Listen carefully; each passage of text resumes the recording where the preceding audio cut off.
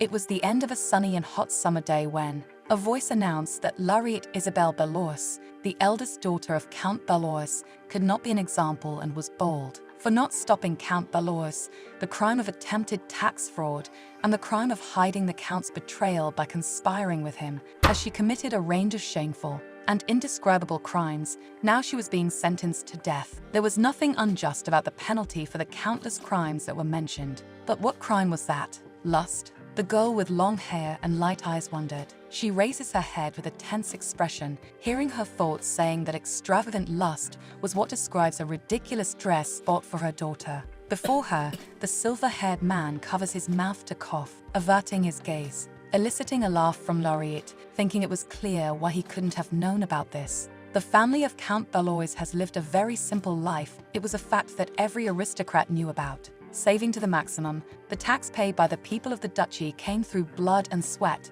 Therefore, one should not dare to spend that money without thinking carefully beforehand. She grew up hearing those words from her father all her life. Be it a dress decorated with jewels, silks, or ornaments from the East, he never cared. Whenever she attended a ball, she had to hear that that lady knew nothing about fashion among the whispers of the crowd. Laureate always put the citizens of the county first. However, she did not know what crime she was being accused of. Even the first words were all wrong. After reaching this point, all that was nothing but a lie. The man coughs again as he states they would give her the last chance to defend herself now. The girl remains silent and clenches the hand's fists while she was on trial. Something needed to have been done to defend herself, so how could she even attempt to defend herself against something like that? Even if she survives, her father, mother, younger brother, and even her cousins would all have their necks cut off at the guillotine. Even if she survives, nothing could change. She would just cry non-stop every day. A life without life, just the air circulating in her lungs.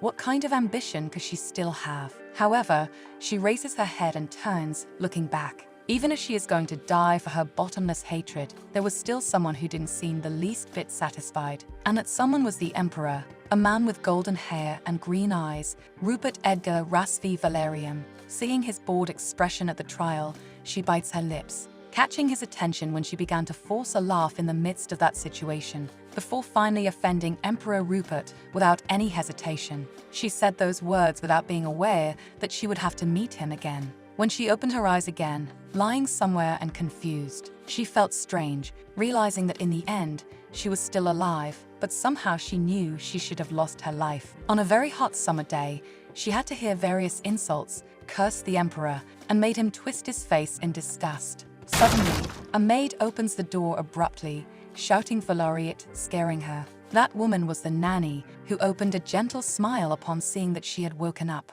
This was a kind-hearted woman, Viscountess Cohen. 2 winters ago, she lost her life with her husband in a cruel carriage accident. When she saw her now, she wondered what this was, if she was in heaven or something like that. Laureate throws herself into the nanny's arms, and she smiles, asking why she woke up so early. It must be because she was excited for her birthday. The protagonist, embraced by the nanny, widens her eyes in surprise at the mention of her birthday, wondering if they also celebrated birthdays in heaven, even though her birthday was during the winter. Cohen tells her to hurry and get dressed, asking if it wasn't cold the night before, because she asked Voigt to put a lot of wood in her fireplace since Laureate got cold easily. Laureate steps back to look at the nanny's face, asking if the butler Voigt was also there. And she agrees because it had been a while since he returned from the honeymoon, taking her by surprise. After all, it seemed the butler had another wedding, and she wonders how many years it had been since he got married. Still, it was strange to think that Voigt got married again after he went to heaven.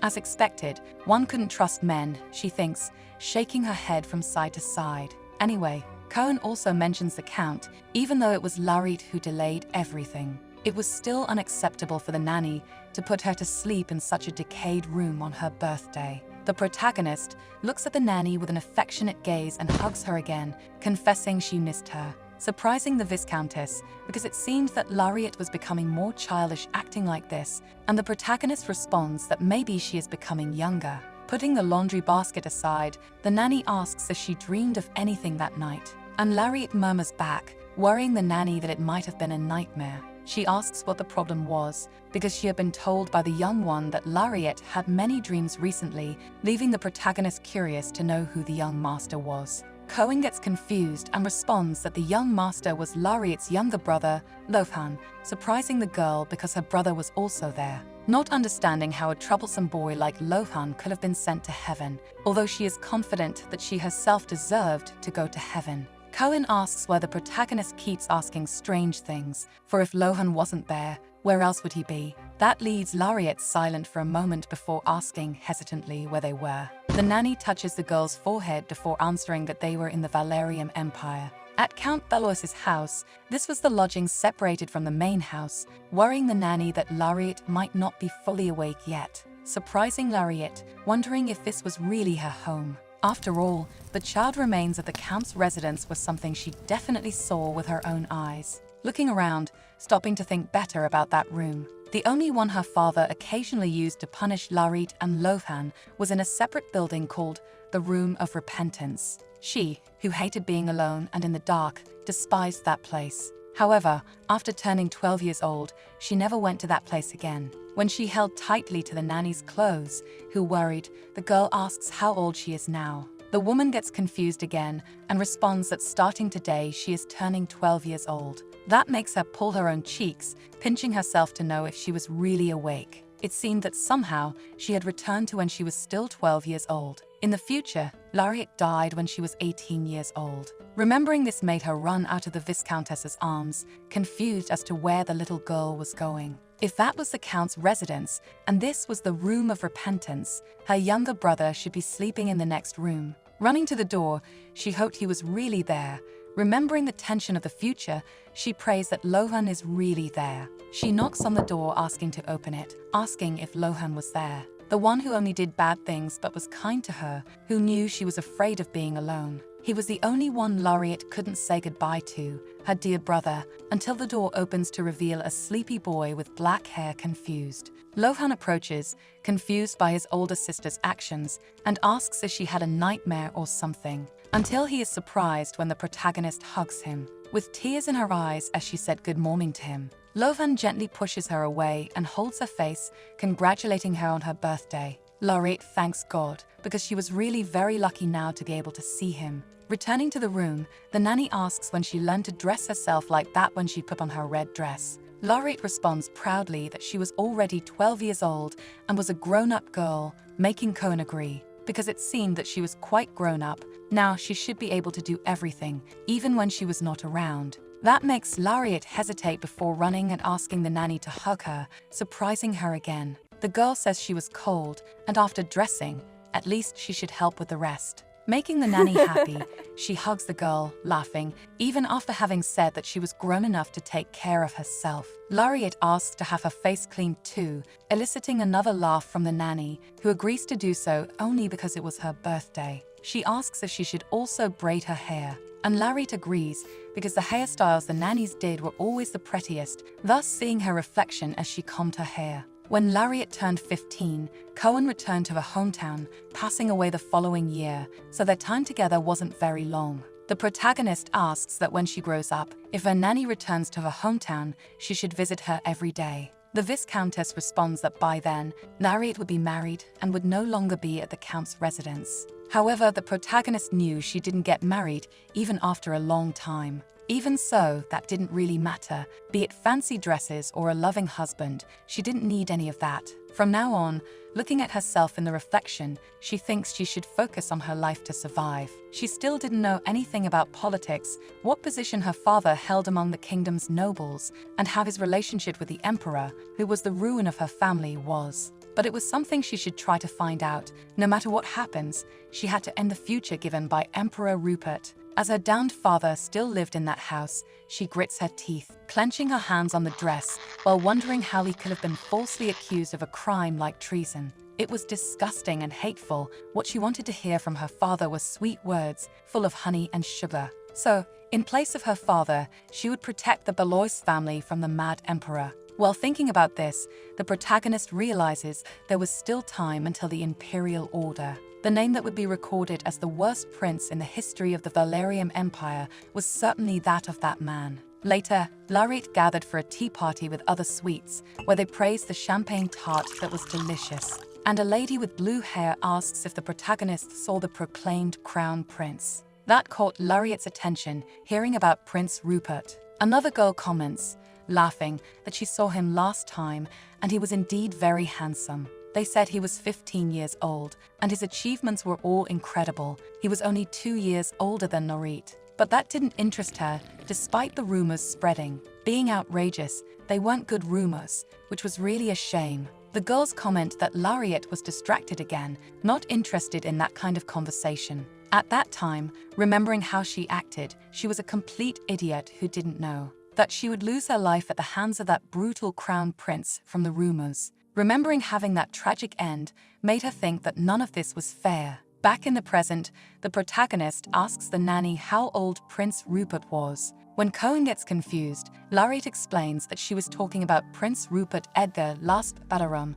the only son of the Empress. The nanny questions if she didn't mean to talk about the only daughter, Princess Lafert, which confused the protagonist, not understanding what princess she was talking about. That makes her imagine a disastrous scene of Rupert wearing a dress, seeming far from pleasant. Cohen agrees because that Princess Lafert would be turning 13 that year. But she had never seen her before, not even once. There were only rumors that she was a very beautiful person. The protagonist inquires if there was only one child between the Empress and the Emperor, and the nanny agrees. In fact, the Emperor lived as a princess, dressed as a woman until he was converted into the crown prince. That was a detail the protagonist had completely forgotten, but also everyone was totally caught by surprise with that event. There was even an accident with Prince Arnold, who thought he was the real heir, and the shock was so great that he fell and broke his spine. The reason for Rupert living as a princess until shortly before being crowned crown prince. It was to protect Rupert,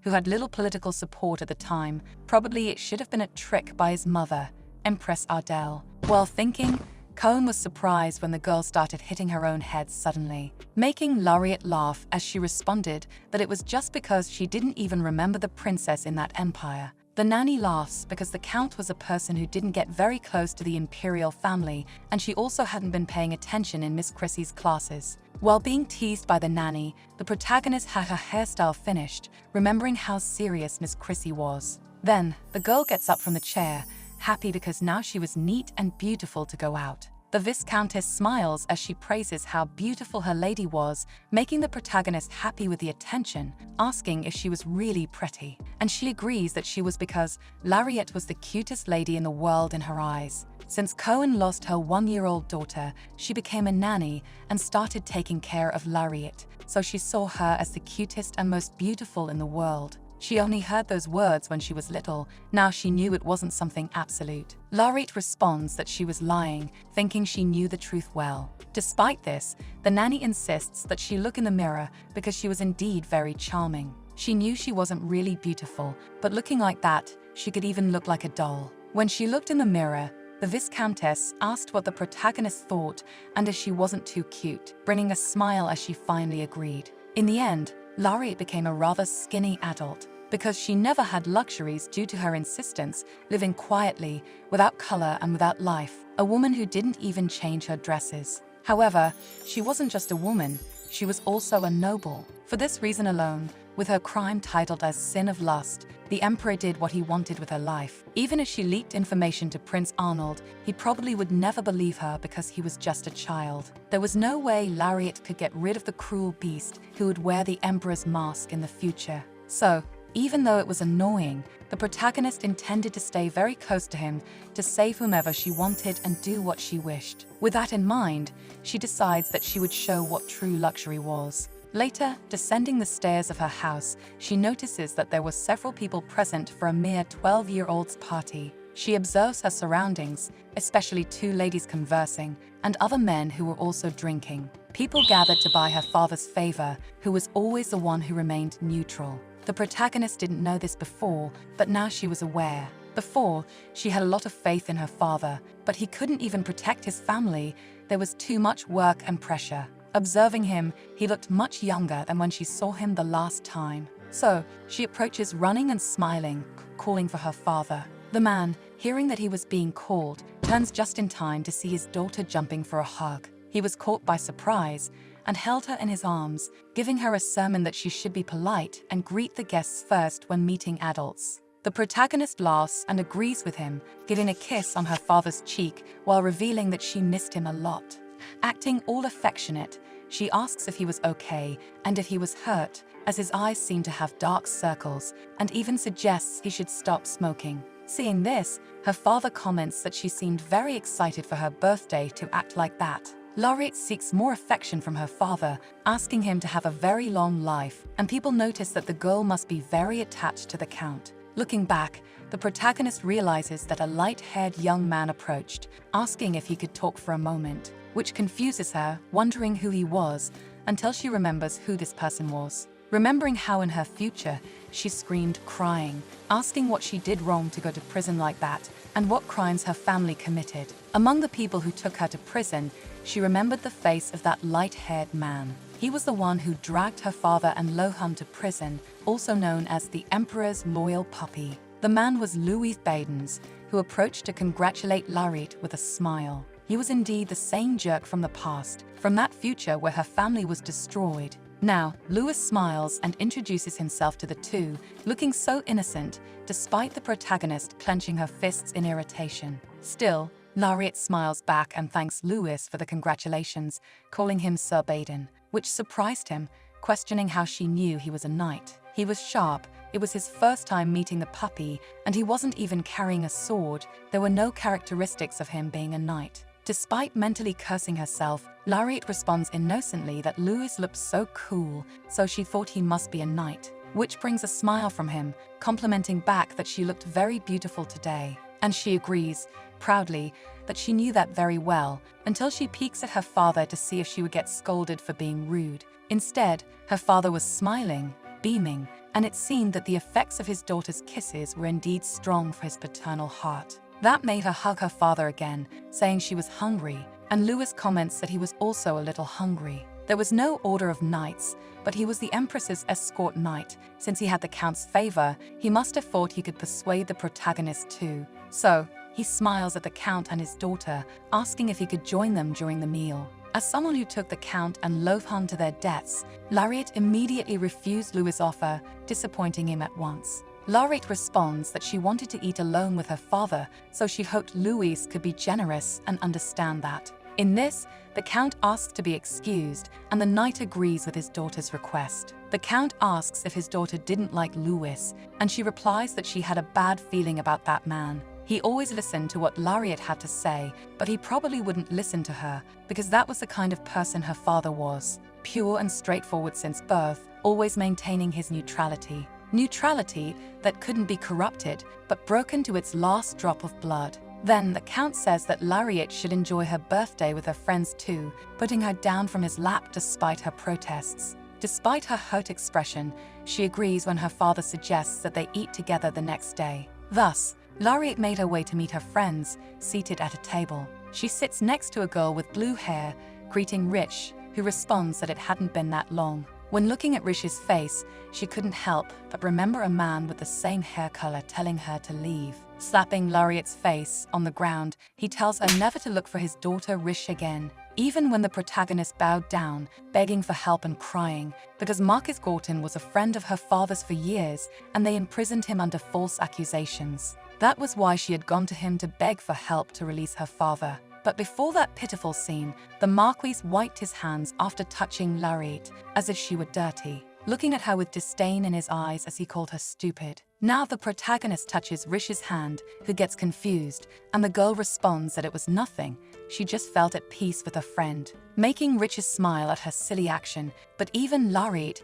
knew that nothing that happened with her father was her friend's fault. Even as she couldn't love her with all her heart as before, she knew that, even though they were very close friends. Besides Rish, who was the eldest daughter of Marcus Gorton, there was also a girl named Sasha from the Hemel family, and the second daughter of Count Vincent, Marianne. They were all daughters of aristocratic friends of her father. They might even be able to spread good things about her father to the emperor, so she should act well to convince them to look favorably upon them. Her family, Belois, despite everyone having turned a blind eye to their downfall. That made her hate them, even start to despise those people, but still, those were her friends now. However, among the group of girls, Laureate notices there was a fourth girl she had never seen before and wonders who this person was. Staring directly at that blonde girl, the little girl starts sweating nervously. Larit comments that she had never seen that girl there before and asks what her name was. In response, the girl stammers that she wasn't as important as Lariat,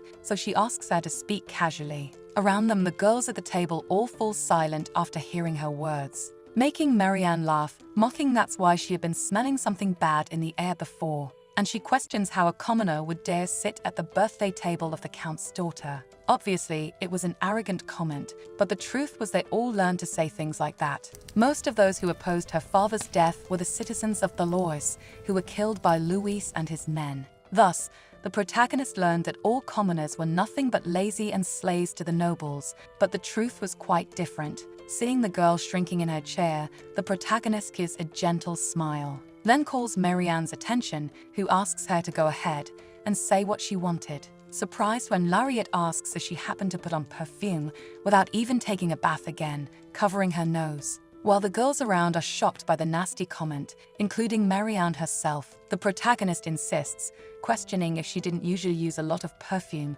because she smelled of sweat. Turning her face to the side, she explains that when the two odors combine, it was very hard to bear. At the table, Marianne was frozen in shock, as were the other girls, as Lariat gestures that she had a weak stomach and was getting nauseous from her smell, even though Marianne stands up, screaming that she didn't smell like that. The protagonist looks in her direction, stating that the stench was certainly coming from her. Still mocking her smell and pretending to gag, the dark-haired girl turns all red with embarrassment, standing up abruptly from the table and shouting that Lariat was being rude, but she insists on coughing that it must have been rude of her, but she was still feeling sick. The girl has no choice but to leave the table angrily, stomping away. When Marianne leaves, Lariat removes her hand from her face and smiles, saying it now seemed much better, insisting that now they could finally eat, making Rich and Sasha laugh. She was starving, so she starts bringing pieces of food to her mouth, before noticing that the blonde-haired girl was still tearing up in place, looking about to cry, making the protagonist ask what her name was again, as she had completely forgotten to continue the conversation. Frightened, the girl responds that her name is Tori Fassbender, relieving the protagonist because she was very polite, responding that Tori could relax and speak informally. That's when she began to remember that Fassbender wasn't a strange surname to her, hesitating when she finally remembers where Tori Fassbender came from. The Emperor made a woman his empress and killed her afterward, but it seemed that Tori was the so-called empress of the day. It was surprising to find her here, especially because Lariat didn't even know her face. On the Emperor's wedding day, only during the march, did the protagonist have the chance to see her from afar. The golden-haired girl in the carriage was actually a little plebeian girl, now must be 8 or 9 years old. Considering the Emperor got married at 18, Tori must have died at an even younger age. From a plebeian to an empress, didn't it really seem like a fairy tale? Anyway, the girl ended up losing her life in a day without even using the title of empress. The rumors among the maids said she was murdered by the Emperor, probably for adultery, although he insisted he wanted to marry her. They said the deceased empress was the ex-lover of Prince Arnold, apparently planning to assassinate the Emperor, and perhaps she was also a spy from Willerton. Lariat wondered what was so amusing about talking about this. Based on those nonsensical rumors, the Empress became a criminal and disappeared from history quickly. But did Tori actually do something wrong? Even before she became Empress, there were various rumors about the young girl. The Fassbenders had a big business, but there were no rumors about that family, which was totally unknown. They wondered if she had what it took to become the mother of the empire. At the time, the protagonist heard the rumors and also didn't know what to say, as they were just the spreading rumors. Even if her father, the Count, had no involvement with the imperial family, he didn't make it explicit, nor said anything about Tori's death. The Emperor, smiling as if he enjoyed the worry of being a father, ended that woman's life with such cruelty as if she was nothing more than an animal to be hunted. Murdering the mother of the empire in this way, the Count twisted his face when he discovered he took Tori's life. He intended to make her the Empress even if people were against it. Even his brother, Arnold, was accused of treason and murder. They couldn't let things continue like this and had to act quickly. During the night, the protagonist heard the Count and his colleagues talking about it. It seemed that her father intended to act, but she never saw him discussing the affairs of the imperial family. In the end, they took advantage of her father and used him as a shield. The aristocrats blamed the emperor for his madness. And because of this, the count received that hatred. As a result, the Bellois mansion and their lands were taken. He was humiliated and demoted to live on the outskirts, but her father never lost himself and continued speaking what was right until the end. Still, his life was taken by the emperor and his men. Of course, Lariat knew that her father wasn't executed because of Tori, because she was probably just another one manipulated in that story. The emperor she knew was a monster who didn't know the word love, but still, Lariat couldn't forgive Tori. She didn't intend to let her meet the emperor, as the main culprit for her family's downfall was that marriage. The Fassbenders' business remains small now, so she hoped they at least hadn't met yet. By the way, Lariat wondered how Tori managed to get into her birthday party. So she calls the girl to talk, who trembles in place and stutters. Upon hearing the question of how she had come to her birthday, Tori responds that she was a lady-in-waiting accompanying Princess Rickert, and she sent her there on her behalf. Lariat is surprised by this. After all, the future empress was actually the emperor's maid. So, she murmurs to herself that the princess sent Tori to her party, until suddenly the girl abruptly stands up from the table, asking for forgiveness and to accept her sincere apologies, shrinking in fear. Because even knowing it wasn't a place for a lady-in-waiting, she had to leave now, but Lariat says she could stay there. She wasn't trying to expel her or anything like that, just surprised, because the princess sent a small gift, not a servant. So she asks Tori to remain with them at the table to enjoy the meal. The protagonist's smile made Tori sit back down, grateful. Before the fall of the Bellois family, her relationship with the imperial palace was only with the empress before she became queen. With the emperor, on the other hand, there wasn't a single thread of a relationship between them. Lariat was only trapped by the emperor when she was on the brink of death. It was an extremely horrible pressure. Still, she never knew that Rupert sent his lady-in-waiting to her birthday. After all, she never met Rupert, who pretended to be a princess behind the scenes. She hadn't even seen his face until he became the crown prince. She was only able to see him when she was invited for the first time to the imperial palace at 16 years old. At that time, Lariat was impressed with the beauty of the place, and Richa ran to ask if she had seen the crown prince, because apparently he was a handsome man with a bright face. But the protagonist wasn't so excited, despite her friend almost freaking out with excitement. But still, it was when Lariat finally managed to see the crown prince surrounded by people in the distance. And thus, the two exchanged glances for the first time, before he approached and greeted her, extending his hand, saying it was a pleasure to meet her. Lariat placed her hand in the prince's and responded to the greeting with a sweet smile. Observing when the prince bowed to kiss her hand, Rupert thanks her for attending the invitation. He pretended not to know her, but in reality, he always knew very well who she was. Now, Lariat wonders why this was, because if he already knew of her existence from the beginning, why did he pretend during the ball that he had never seen her before? In this, Tori asks the protagonist if it was really okay for her to stay there. After all, Lariat's expression didn't look good while they were eating. She still didn't know the plans, but the emperor was surely up to something. So, she smiles and agrees it was fine. She just felt honored by Tori's visit as a gift for her birthday and didn't know how to react. Deep down, Lariat was determined to find out the reason for all of the prince's actions. So, she asks Tori to thank the princess, and she promises she certainly would do that. The protagonist asks how long she had been serving the princess, soon discovering it had only been a week. Rish mentions, raising an eyebrow, that Lariat was acting weird that day, which makes her nervously deny it, continuing to eat her sweets with a forced smile, because actually, it was only when she was so young that she could eat so many desserts. The scene makes Rish approach and touch her friend's forehead, asking if she was really okay or feeling unwell. After all, Lariat hadn't even touched her favorite, the kartoshka, and the protagonist agrees she was fine, just without appetite. But Rich quickly states that it was a lie, because when she was sick and couldn't eat oatmeal porridge, she still managed to eat a whole bowl of pudding, which surprised her. When she remembered the cook asking her to restrain herself, she couldn't help but feel embarrassed, because he even feared she would get obese. So,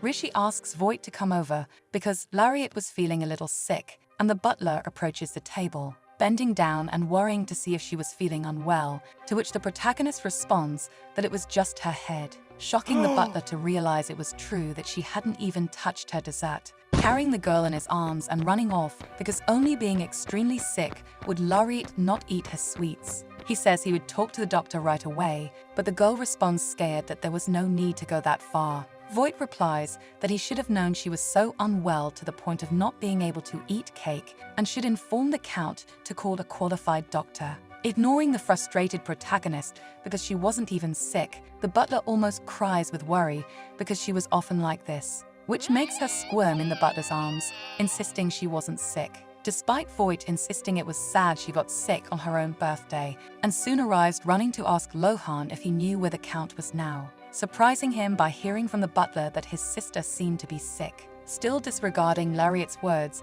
Voight says that she didn't even taste her favorite sweet and only poked the cake, crying because just yesterday she was using her hands to eat and got scolded for it. That immediately worries Lohan, who asks if his sister was feeling that bad, to the point of worrying Laureate herself because it was snowballing even more with each step. It didn't take long for the butler and Lohan to run to see the Count, telling him that when the girl saw the cake, she seemed like she was going to vomit, shocking the Count instantly. He yells to call the doctor right away, despite Laureate insisting that she wasn't sick. Later, in her room, the doctor checks that she was fine, and the Count thanks the doctor for her effort, something that Laureate almost pities her for because she obviously tried hard for 3 long hours. When she leaves the room, suddenly the Count yells for Mr. Herman, outraged, and the man runs to open the door, asking what happened, saying that even if Dr. Ailey doesn't know what's wrong, they should go after the most famous doctor on the Imperial Road, immediately making Laureate shout for them to stop that right now.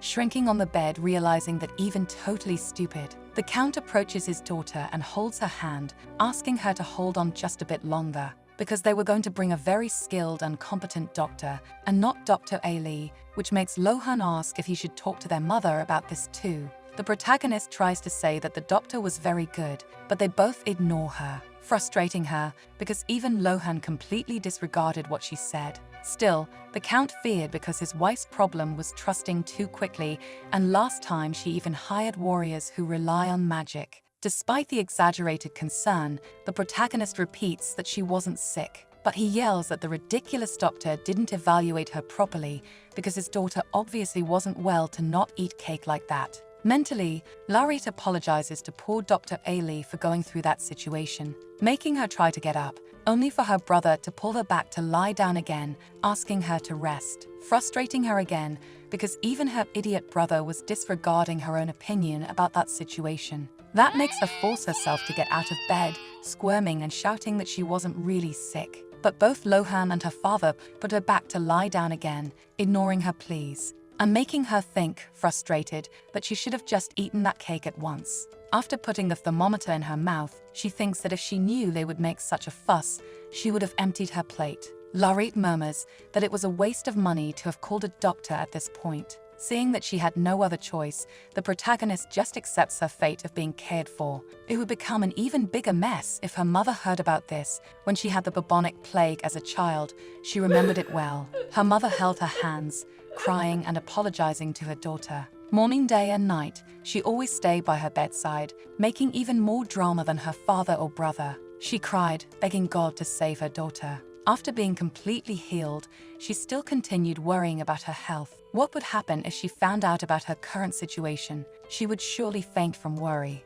With that in mind, the protagonist asks not to tell her mother about this and asks them to promise that, because Laureate didn't want to cause even more pain for her family. In response, he runs his hand through his daughter's hair, agreeing that it would be their special secret, which was a relief. Until the doctor arrives, Laureate decides that she would organize her thoughts. Not a day had passed since she died. When she returned, she was 12 years old. Her head was still a mess with all the memories that happened since then. When she was 18, on a sunny and hot summer day, she was taken to be executed and lost her life silently, losing her head. Back in the present, traumatized, she wonders what would happen if that was just a memory, and if everything she was living now was nothing but a dream. Her lifeless body thrown on the ground, and the Emperor laughing as if that scene was nothing was still marked in her mind. Suddenly, Lohan holds the protagonist's hand and calls her name, noticing that she was distressed, which makes her close her eyes, and he asks her not to worry about any of that,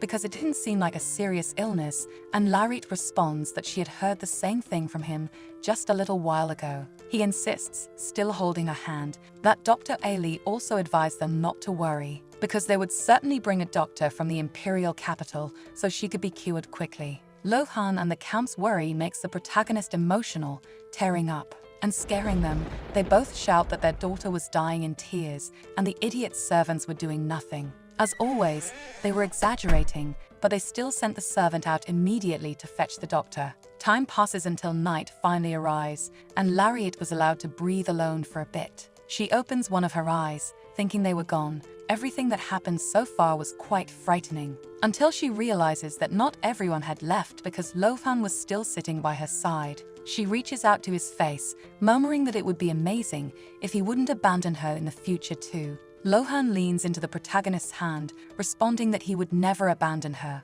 But Lariat knew he might still do that, because when he grows up, he would become wild and rebellious. It had been a long time since he took care of her like this. She pulls her hand away from him, and her brother mentions that Lariat said before that no matter what kind of person he becomes, she would always love him, and she confirms that it was true. The boy says he feels the same about her, and slowly, she asks if he could promise that. When he steps away from her bed to open the door, she recalls a memory of him leaving her room, asking her not to get sick, which makes her smile, realizing they were still the same person. The next morning, the protagonist enjoys her time alone to analyze her pink room, which was what she had at 12 years old. Her grandfather designed this precious room for her all by himself. It was a place she was quite attached to, and that was never changed. Whether in spring when Lohan was born, or in summer when the family occasionally traveled to the capital. In autumn, her mother's favorite season, or in winter, when the Belos family mansion was the most beautiful of all. That was the room she spent the most time in during all seasons, marking her growth and height. She touches the wall with her small fingers where they used to measure height, surprised because she had grown a bit since the last time they measured, which shocks her to think that since she was 12 until she lost her life, it seemed that only her head grew. It meant she should have stopped growing at 10 years old, but there was nothing she could do despite it being a scene worthy of laughter. When she was measured, her father would hit Lohan, who laughed at his sister, but now at least, Lariat wanted to exercise and eat better foods for her growth. Analyzing the room, she realizes there were almost no differences from when she lost her life. She picks up a small music box with a shining ballerina inside. Hearing the music play, this was the prelude to her favorite fairy tale a few years ago, or rather, she received it as a gift the previous year. She could imagine how nervous Lohan must have been at that time, but also when that box was later buried with him. A scene that made her cry and always traumatized her just remembering. Someone intentionally started a fire and burned down the Belois mansion. Due to the damage caused, the only thing she managed to save was that small music box. Then, the death of her parents, something she could never have imagined, especially because her brother, who was lost even before her, ended up in that situation. Lariat was desolate and lost everything she held dear in those days.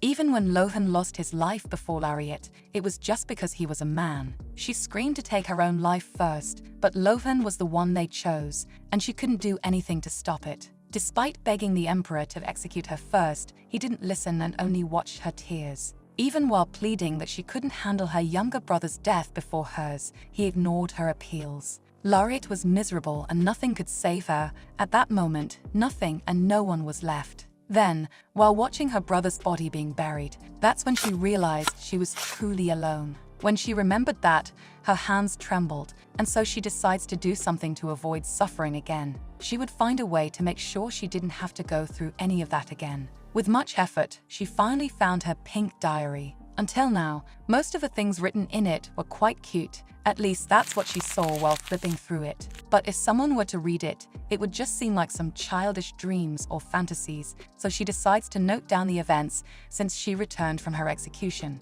Scribbling, she writes that this was the new reality she had observed. Tori could not become the Empress because that was the catalyst for the relationship between her father and the Emperor becoming unviable. Lariat was sure there was a way to solve those problems. Whatever it was she should do, she underlines Tori Fassbender's name to remember that it was a crucial point. At least this time she couldn't allow herself to lose her family. Still scribbling, she notes the imperial calendar, year 297 in September. the proclamation of the crown prince, and all the events that followed, which she remembered. On the imperial calendar, year 291, in March, that was when the execution of the Balois family happened. Remembering this makes her sigh, thinking it was certain there were many more deaths than she could remember. A typical tyrannical reign, a massacre from one side only, and an insane man capable of taking his own family's life like a monster. Rupert took the life of his uncle and his own cousin, even when his position as heir wasn't threatened.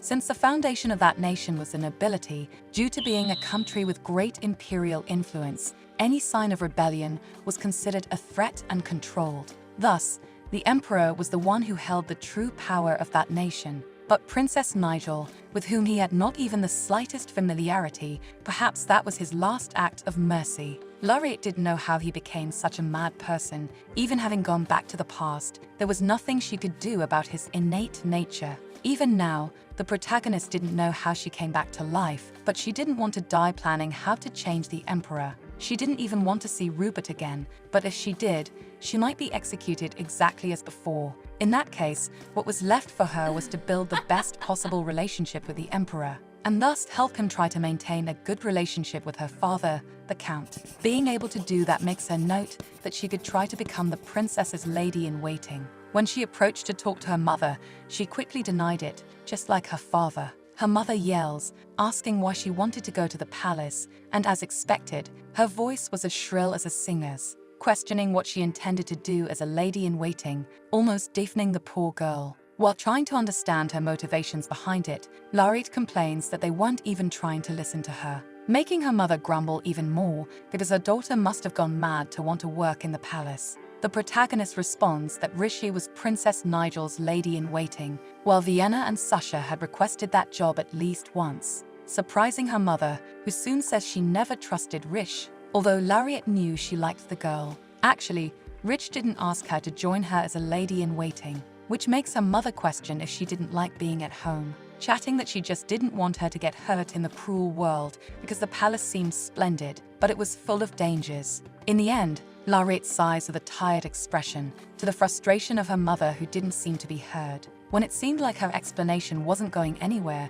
she tells Lohan to bring the cane, shocking both children. Slowly, he leaves the room, irritating Lariat because the only time he decides to obey orders is when he goes to get the cane. The Count approaches and tries to calm his wife because she didn't deserve punishment despite being misbehaved. While the mother insisted that she needed to teach her daughter a lesson, Lariat asks them to calm down first, not knowing how she should convince her parents in any way. She could never say she came from the future. It was too late to expect the princess to assume herself as the crown prince. She also couldn't become a countess, a soldier, or something similar, so she wouldn't have the chance to meet the emperor any other way. There was still some time before the succession to the throne happened. She should become the princess's lady-in-waiting, a position no one could stop her from having. Carrying the Balois name and being in the same age group, the goal of becoming a lady-in-waiting could be achieved simply and in the best possible way. Lariat couldn't make the same mistake again, and she was determined about that. First of all, she says that the princess doesn't have power compared to Prince Arnold, so it wouldn't be too dangerous to be her companion. Secondly, as she accompanies the princess, she would learn culture and etiquette. Thirdly, there were many aristocrats from influential families in the imperial palace, definitely many respectable children her age. She could soon marry, so she also had to think about finding a suitable groom. The Count asks why a 12-year-old like her was already talking about marriage. Convicted, Lariat responds that she wouldn't be popular, not even when she gets older, which shocks her father. Rishi is in the imperial palace and her aunt Amelia lives in the capital, so if Lariat needs help, there will always be people to assist her. After giving so many reasons, she hoped they would let her become the lady-in-waiting she so wanted to be. But after a long silence, her mother responds that there was no chance, shocking the protagonist because her strategy didn't work even after trying so hard. In that, she had only one option left, to make a face as if she were about to cry and appeal to cuteness, asking if her mother really wouldn't let her, which scares both the Count and Lohan as her mother approaches her daughter, wiping her tears and explaining that the one thing she couldn't allow was that, so she asks her to forget this idea. Finally, Lariat stammers that she would give up, relieving everyone because she was really a good daughter. The next day, the protagonist ran away from home, leaving a letter of apology behind. She made her way through the snow with her suitcase in hand to the carriage she would use to travel. Surprising the coachman to see that his passenger was a child, Lariat tells him to get going with the trip. In the end, the coachman thinks that probably the children of aristocrats could take a carriage alone and go to the capital. When the protagonist tells him to hurry because it was taking too long, he agrees, thinking that aristocrats were really on another level. She must be quite intelligent, as expected of a noble, but the coachman was unaware of Lariat's nervousness during her journey. It was close because if her father had found her leaving, it would have been her real end. Now, she sprawls on the bench, mentally apologizing to her parents, but they would surely be desperate when they wake up that morning. She looks out the carriage window, thinking it was a good idea to ask a maid who knew nothing to prepare the carriage. At that time, she also knew nothing, both in terms of the importance of power or how to do things on her own. Now, she needed to get out of there and had those difficulties, but as she wanted to become the princess's lady-in-waiting, she couldn't return home for a long time, and looking out the window, she bids farewell to Belois. She was only leaving because that was the only way to protect her family, and this time she would certainly do it. After a long journey, Lariat finally reached her destination, a large greenhouse with a huge gate. The house was so eye-catching that there was no doubt it belonged to her aunt. Aunt Amelia was proud and quite ambitious. She became the 5th concubine of Prince Ventibolt, who believed he would become the emperor someday. Amelia didn't care about the opposition of Lariat's father, nor did she worry about people pointing fingers at her. She was willing to even die with Prince Ventibolt when ordered by Emperor Rupert. Her aunt was quite conceited and believed in a very romantic life. Deep down, Amelia wasn't a bad person, but she was still a distant person, especially because analyzing the house, it seemed there was no one around, which worried her. Lariat feels lost because she had to find a place to stay. She gave a large amount of money to the coachman because she was very grateful, but now she wonders if she should ask Risha for help. It would be a good idea if she at least knew where she lived, but she didn't. She traveled to the Imperial Palace, so Lariat knew she lived in the Marquis mansion in the capital, but didn't know if she still lived in the same place as when she was 18 at the time. Now, she closes her eyes and frustrated, wonders what she should do. When her stomach growls, she blushes with embarrassment, realizing she hadn't eaten anything yet, and holds her suitcase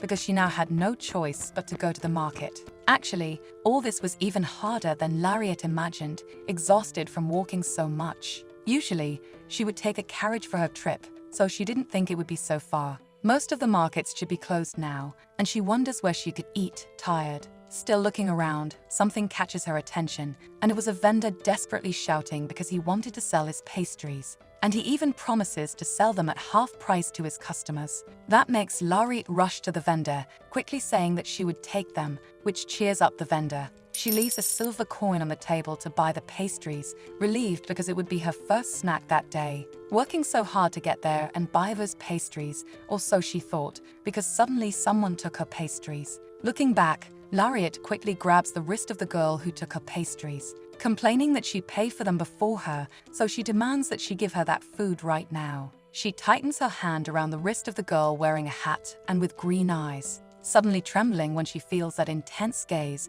wondering what happened. Even though she grabbed her wrist brutally, the girl didn't even move or seem bothered. Finally, Lariat releases the girl's wrist after a moment and analyzes her closely, trying to figure out if the girl was even alive because she didn't respond or move even when talking to her. When she was about to touch her hair, the girl finally reacts with a grimace, moving away from her hand, worrying Lariat, wondering what happened and why she suddenly became so furious. The girl hesitates and starts to distance herself from the protagonist with the same tense expression, which leaves Lariat puzzled because she was the one who should be furious and going after her to get her pastries back. So she quickly approaches to grab the girl again, who tells her to let go right now. However, Lariat doesn't back off and demands her pastries back. Even if she didn't have any money or an attendant, the way the girl spoke made her seem like an aristocrat.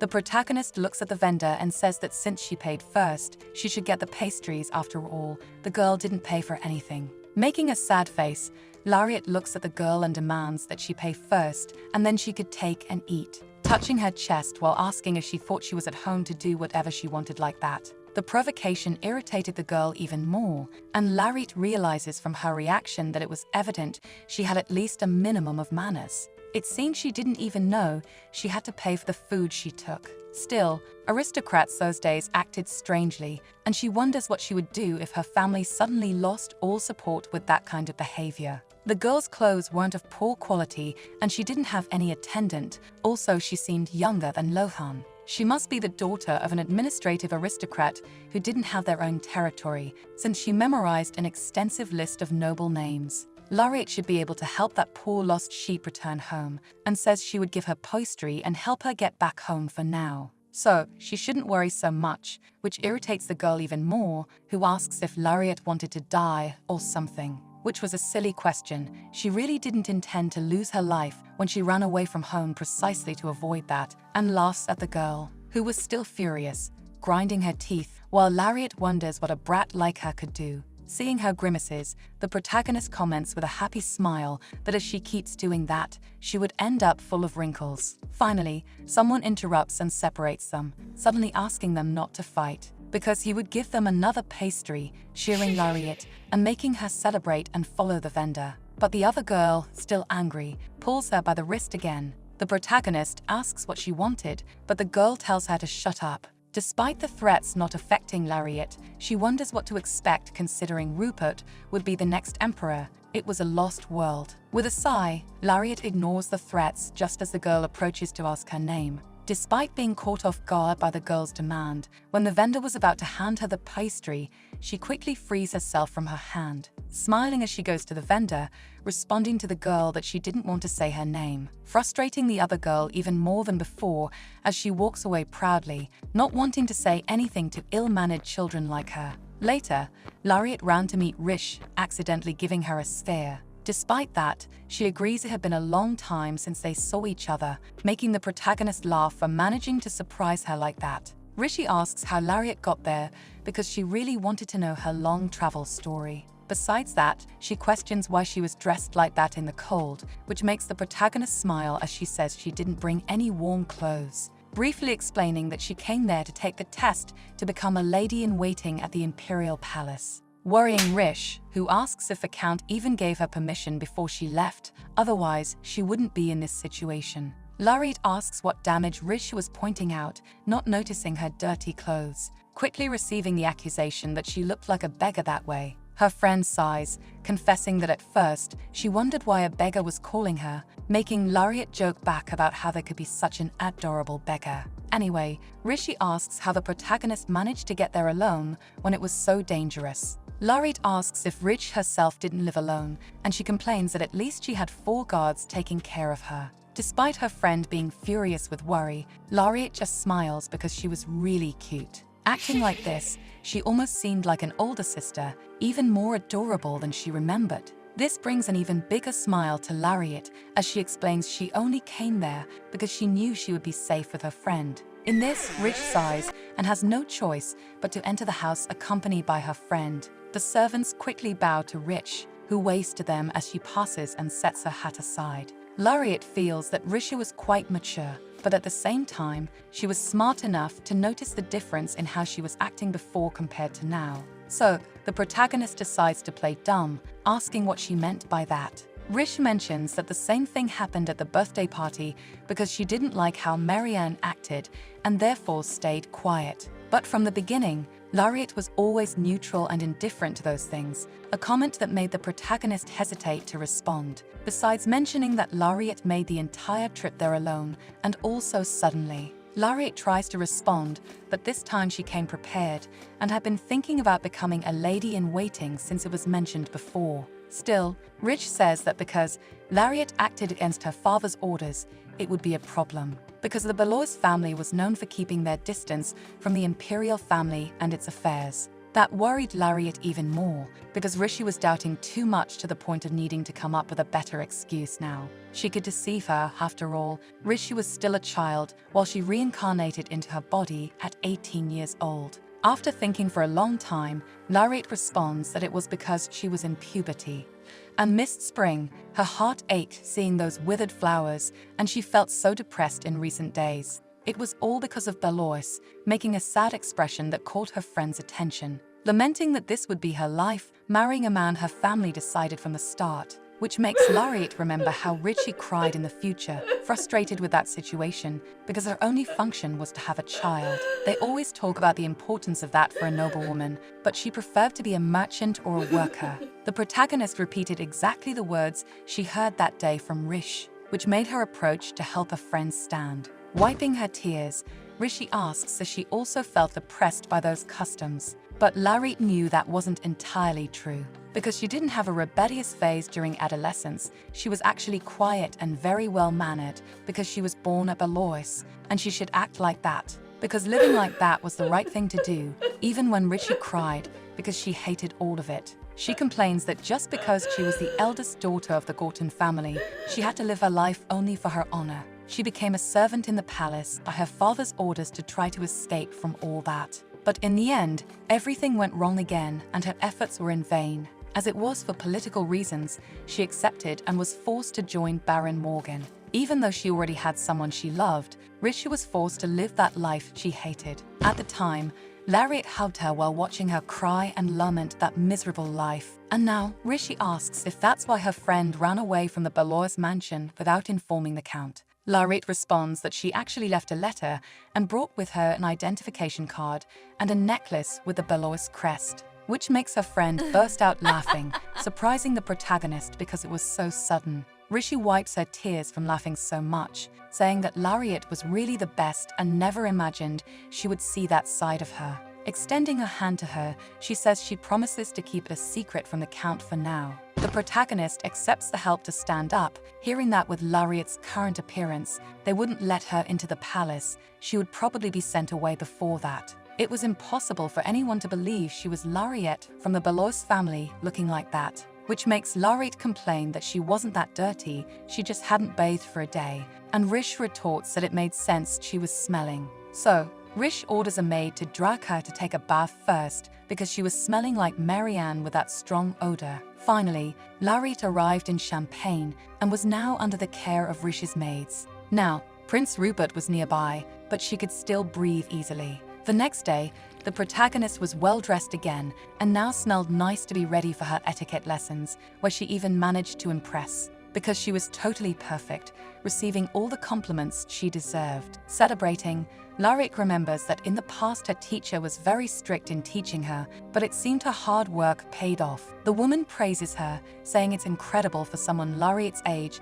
to have such impeccable manners. As expected from her former teacher, who graduated from a university in ancient Greta, now she was a tutor in the capital and couldn't fall behind. Looking at Risha, the tutor says they should have 5 lessons a week now, making her drop her book in shock, screaming that she didn't want that. At another moment, Rishi asks if Lariat had been training because the last time they had etiquette lessons together, she wasn't that good. When the protagonist agrees, the girl realizes her friend was really determined, smiling that if Lariat wanted to leave the mansion so much, it made her happy to see how her friend was now graceful. That makes Lariat complain because she didn't want to wear those more childish clothes than usual, but Rich just smiles, saying she looked lovely that way. Ignoring the complaints about the childish clothes, Rich pulls her friend and responds that she looked like a beautiful doll. They go to a carriage, and Rich helps Lariat get in quickly, asking if she didn't know that Freyas were used instead of horses there.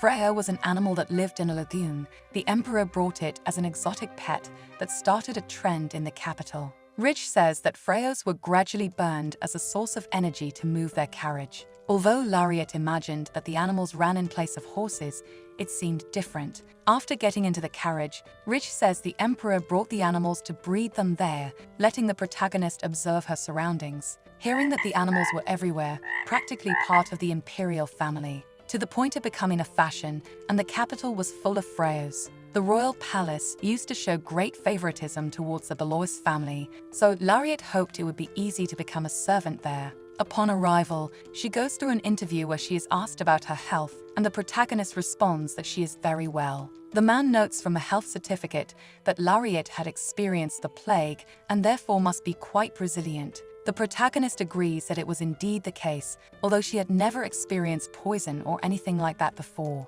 If that was the case, the man notes that she couldn't do kitchen work and asks what exactly Lariat wanted to do, hearing from her that she wished to become a lady-in-waiting. That was complicated because he couldn't allow the daughter of the Belois family to do that. That's because Lariat should be quite aware of her status, and there was even a recommendation letter from Rish about her. She was completely qualified, but now there were many young maids for Princess Nigel. In this, Lariat responds that she wasn't applying to be Princess Nigel's maid, but the man retorts that the prince also didn't hire young maids. Finally, she says she wanted to be the imperial lady-in-waiting for Princess Rupert. This caught the man completely by surprise, raising his head to stare at the protagonist, shocked. In that, he quickly stands up because if that was the case, there was no need to wait, and as she was here, they could go immediately. Although surprised, Lariat wonders if this made sense, because the prince was still from the imperial family and couldn't believe they chose maids so quickly.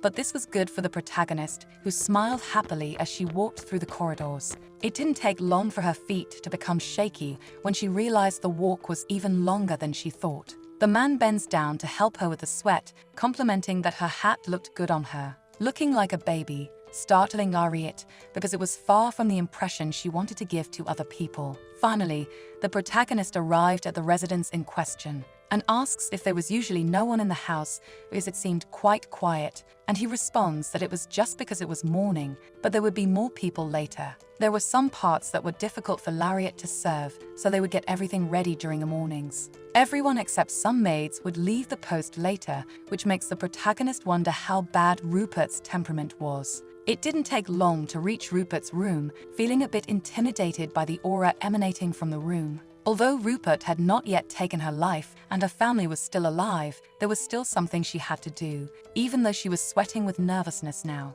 The servant opens the door, asking for the prince's permission to introduce the new imperial lady-in-waiting who had arrived. At the window, there was a girl with golden hair and green eyes, who turned her face from the window to the door. Lariat finally had the chance to meet this girl, realizing he was as beautiful as seeing a famous painting. But still, nervously holding her dress, she remembered that this wasn't a real princess but a boy. He was the cruelest emperor in the entire empire, not a real human despite the beauty. He was a monster. The butler gestures to Lariat, explaining that he brought her because she wanted to take care of the princess, and the protagonist greets, saying it was an honor. Then the princess asks her name, catching the butler's attention. He responds that her name was Lauriette Isabelle de Belois. Despite being the eldest daughter of the County of Belois, the princess starts complaining that she didn't ask for any of this. Even so, the butler asks her to accept her even if she doesn't like the new lady-in-waiting. The girl gets up from the chair and approaches,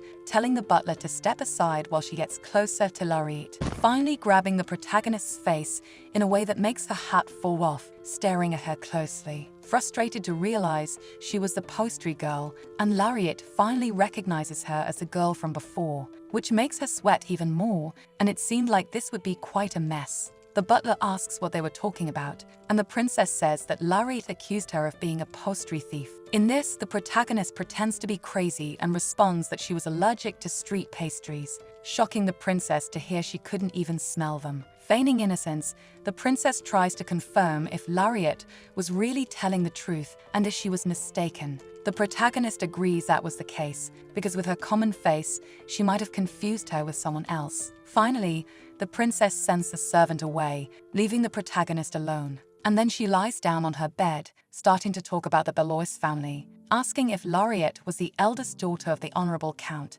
and again the protagonist agrees. However, Rupert didn't want to believe she was a Belois with such a status of someone who stole pastries. Despite the strange argument, Lariat approaches, still feigning innocence and ignorance about what he was talking about. This elicits a sarcastic laugh from Rupert, asking if it was an order from the Count for her to come to the palace, and Lariat denies it because it was of her own will. The princess asks the reason for this, and the protagonist smiles as she responds that growing up, she heard many good stories about the princess from her father, and so she became a target of admiration and desire to serve the princess, something that grew over time. Hearing this makes the princess sit up quickly, asking if the Count spoke about her, seeming shocked. in a way that completely caught Lariat by surprise. After all, Rupert was acting like a real child, and she responds that yes, because the Count always spoke highly of her beauty and intelligence, saying that she was so worthy that she could be the ruler of the empire, even though it was a shame she couldn't do that.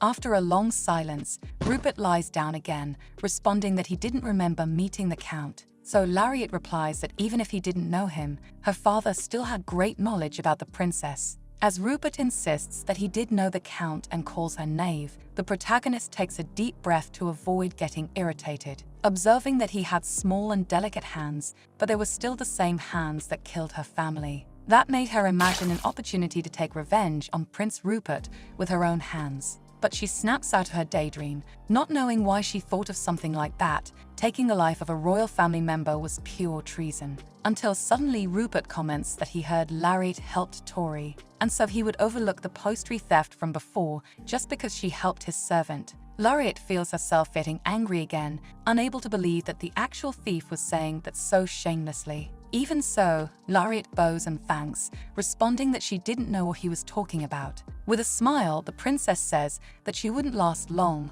and would just tolerate her during his period. When she left the room, Lariat was feeling exhausted, sighing as she remembered the butler celebrating that Lariat wouldn't need any training, and as she could serve Rupert for half a year, she could serve Princess Nigel afterward. Now that the protagonist had received a new room, she was originally a court servant, and there was no going back even with her father's intervention. She opens the wardrobe door, thinking that she also managed to get the free pass to be in the palace that only high-ranking people possess. Being able to work directly without even passing a test was something surprising, until suddenly she hears knocks on the door. Deciding to put back the clothes she had seen in the wardrobe, the protagonist notices that the door opened, and the person who appeared through the door of her room was none other than Tori, Prince Rupert's other servant, who decided to pay her a visit. To ensure you don't miss the unfolding of this romance, give a gentle tap on the notification bell, and I see you on the next tale.